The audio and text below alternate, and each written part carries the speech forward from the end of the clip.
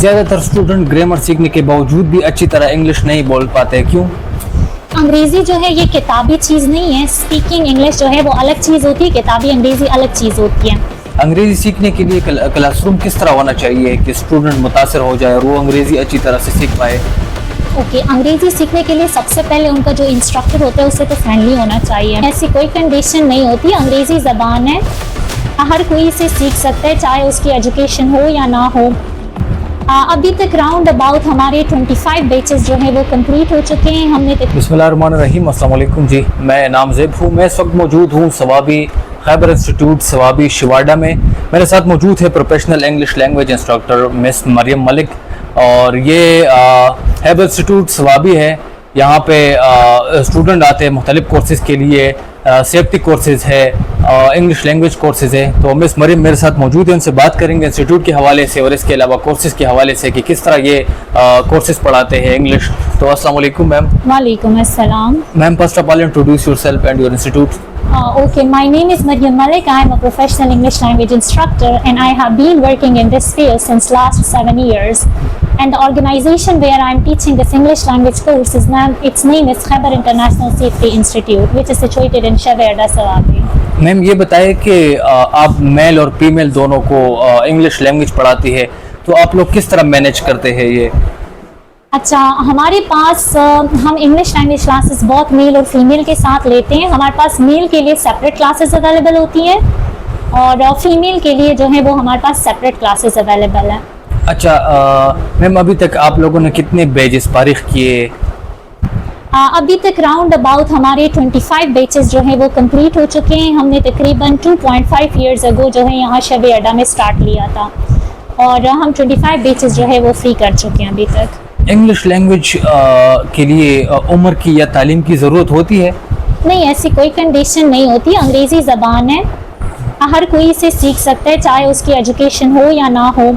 Highly qualified लोग भी सीख सकते हैं, वो लोग जिनकी कोई एजुकेशन नहीं होती वो भी सीख सकते हैं, और उम्र की भी कोई शर्त नहीं होती। जैसे पश्तो उर्दू लैंग्वेजेस हैं, सीखने के लिए तो उम्र की कोई शर्त नहीं है, सेम अंग्रेज़ी सीखने के लिए भी उम्र की कोई शर्त नहीं होती।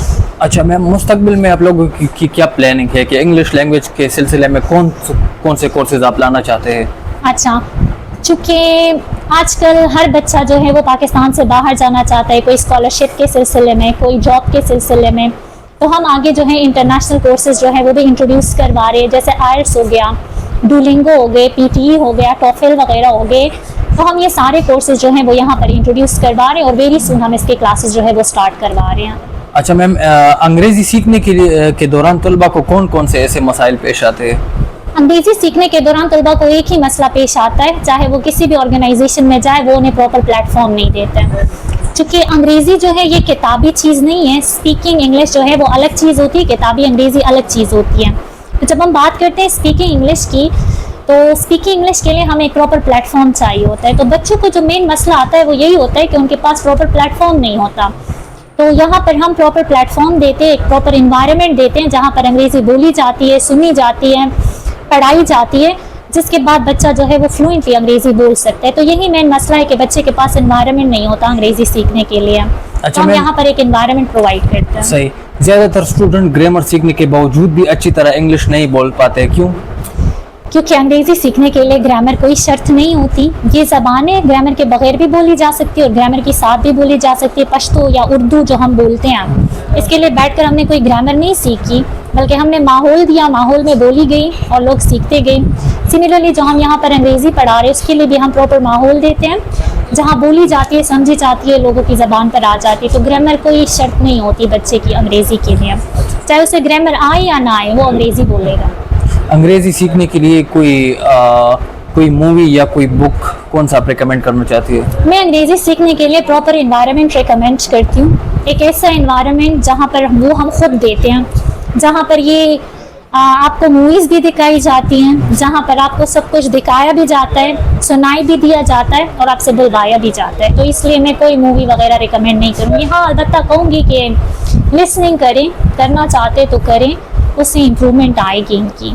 इंग्लिश लैंग्वेज के लिए सबसे इम्पोर्टेंट चीज़ स्पीकिंग होती है, तो खैबर इंस्टीट्यूट में आप लोग स्पीकिंग के सिलसिले में कौन सी ऐसी एडवांसमेंट ला रहे हो स्टूडेंट के लिए?